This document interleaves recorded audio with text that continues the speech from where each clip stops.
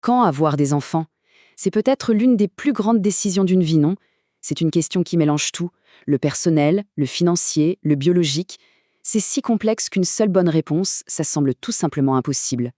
Alors c'est parti, on décortique tout ça ensemble. Voilà, c'est la question. Est-ce qu'il y a vraiment un âge idéal, une sorte de formule magique? Ou est-ce que c'est plutôt une équation très personnelle que chacun doit résoudre à sa manière? Pour commencer, un chiffre tout simple, 31. 31 ans. C'est l'âge moyen auquel les femmes en France ont leur premier enfant aujourd'hui. C'est un record absolu. Ça veut dire qu'on fonde sa famille bien plus tard que les générations d'avant. Et cette tendance, en fait, elle ne date pas d'hier. Regardons un peu comment cette fameuse horloge de la parentalité a complètement changé de rythme ces dernières décennies. Là, le changement est flagrant. En 1974, l'âge moyen, c'était 26 ans et demi. 50 ans plus tard, on a pris presque 5 ans de plus. Et la raison principale derrière ça, c'est assez simple. Les études durent plus longtemps et on veut souvent poser les bases d'une carrière avant même de penser à la famille. Et ça nous dit quelque chose de très important. Avoir un enfant, ce n'est plus vraiment vu comme un passage obligé à un certain âge. Non, c'est devenu un vrai projet, un choix qu'on fait quand on se sent, stable, prêt à offrir le meilleur environnement possible. Bon, mais est-ce que c'est forcément la meilleure stratégie d'attendre? Commençons par regarder les arguments de ceux qui disent « mieux vaut s'y mettre jeune ». Ce témoignage, trouvé en ligne, résume très bien l'idée. C'est l'argument numéro 1, l'énergie. Avoir des enfants jeunes, ça veut dire avoir la pêche pour courir partout avec eux, et puis, bien plus tard, être un grand-parent encore en pleine forme. Donc, si on résume ce camp-là, primo, l'énergie physique. Deuxio, la perspective de retrouver une certaine liberté dès la quarantaine, quand les enfants sont autonomes. Et tertio, la chance de créer des liens plus longs entre les générations, avec des grands-parents plus jeunes et plus actifs. Et voilà, cet autre témoignage le dit très bien. La liberté, on ne la perd pas, on la décale, c'est tout. L'idée, c'est de pouvoir en profiter à fond, tout en étant encore relativement jeune, une fois que les enfants ont quitté le nid. Ok, passons maintenant de l'autre côté. Pourquoi est-ce que tant de gens, finalement, choisissent d'attendre? Quels sont les arguments? Ce commentaire est super intéressant. Il met le doigt sur deux avantages énormes, la stabilité financière et la maturité personnelle.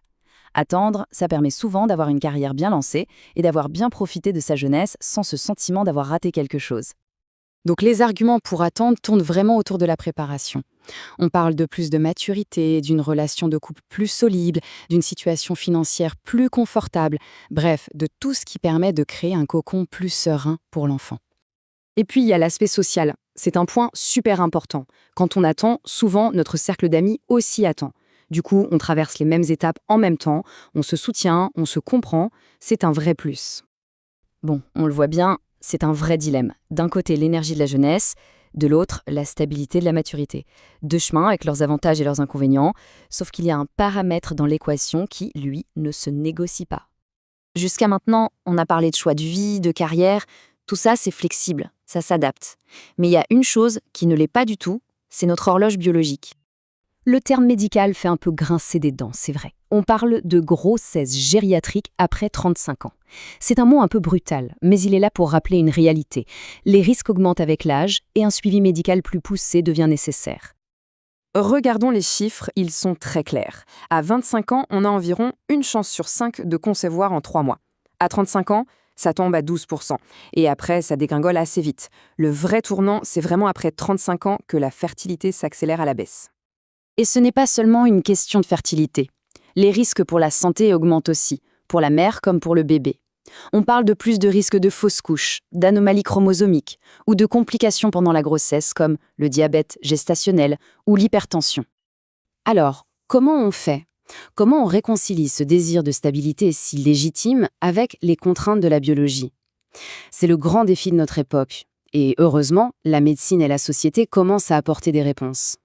Face à ce grand écart entre le bon moment social et le bon moment biologique, la science médicale est de plus en plus présente pour proposer des solutions.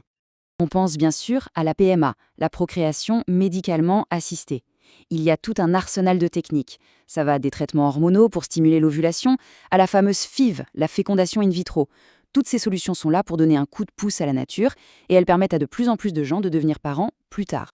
Mais il ne faut pas voir que la technologie de pointe, il faut voir plus large. La planification familiale, au sens global, c'est un outil de santé publique surpuissant. Le lien est prouvé. plus les gens ont accès au contrôle de leur parentalité, plus la mortalité infantile baisse. C'est spectaculaire. Ce choix, qui nous semble si personnel, a en fait un impact énorme à l'échelle mondiale. Au final, on en revient toujours au même point. Il n'y a pas de réponse universelle. Le bon moment, c'est une sorte d'alchimie très personnelle. Un mélange unique entre l'énergie qu'on a, la stabilité qu'on a atteinte, sa santé, et puis, tout simplement, l'envie au fond du cœur. Et ça nous amène à une dernière question, une question pour le futur. Maintenant que la science nous permet de décaler un peu cette horloge biologique, quelle est la prochaine étape pour la société ? Est-ce que ça passe par plus de flexibilité au travail, par de nouvelles politiques familiales ? Comment va-t-on accompagner au mieux ces nouvelles familles ?